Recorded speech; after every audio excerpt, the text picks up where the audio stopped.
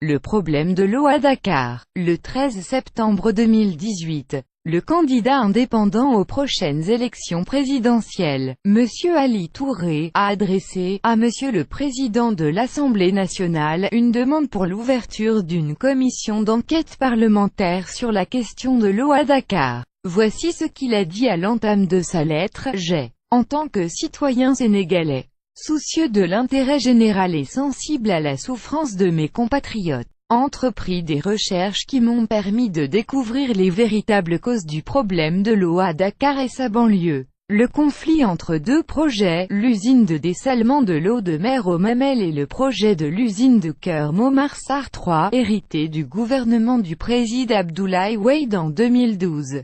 En réalité, le problème de l'eau à Dakar et sa banlieue est né de cette guerre souterraine entre ces deux projets du président Abdoulaye Wade, KMS3, porté par l'Association internationale du développement, la France et autres, et l'usine de dessalement des eaux des Mamel, portée par le gouvernement japonais. En effet, un schéma directeur de ravitaillement des eaux de Dakar, élaboré en 2011 par le gouvernement de Wade, avait établi que l'usine des Mamel devrait débuter ses activités en 2014 avec une capacité de 40 000 m3 et devrait atteindre 65 000 m3 en 2017 et 75 000 m3 en 2020, tandis que le projet KMS3 devait attendre 2020 pour être mis en œuvre avec une capacité de 50 000 m3. Quand le président Macky Sall est arrivé au pouvoir, il a envoyé, en juillet 2013, une lettre au gouvernement du Japon pour obtenir un financement de l'usine des Mamel, une demande qui reçut une réponse favorable avec d'énormes opportunités.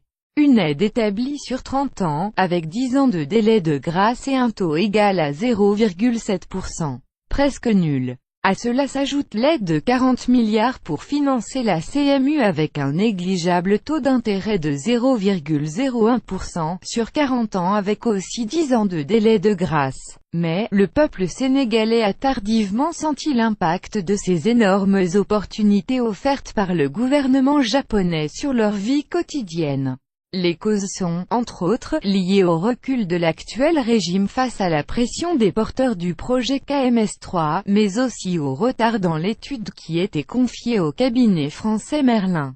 Ce qui est plus ahurissant encore, c'est que nos gouvernants ont décidé, non seulement de mettre en avant le projet le plus coûteux, KMS3, aux dépens du projet presque gratuit, usine de dessalement des eaux des Mamel, mais aussi et surtout, de tromper la population en disant partout que l'usine aura une capacité de 200 000 m3 par jour, ce qui n'est pas vrai. L'usine de Keur Momar-Sarr va produire 100 000 m3 par jour, avec un tuyau capable de transporter 200 000 m3, étude cabinet Merlin. Voilà la vérité. Ainsi, il urge de reconnaître que le régime actuel ne peut pas résoudre la question de l'eau, parce que ses tenants sont pris en otage par la mafia bretonne qui les impose ses projets et programmes. Quant aux fonctionnaires, ils sont dans une situation inconfortable. Ils sont entenaillés entre l'enclume de la protection de leur honneur et le marteau-pilon du secret professionnel. Ils ne peuvent donc rien dire. Pour résoudre définitivement le problème de l'eau à Dakar et sa banlieue, il faut, d'abord, que ceux qui dirigent ce pays sachent dire non à cette mafia bretonne, déguisée en bailleur de fonds.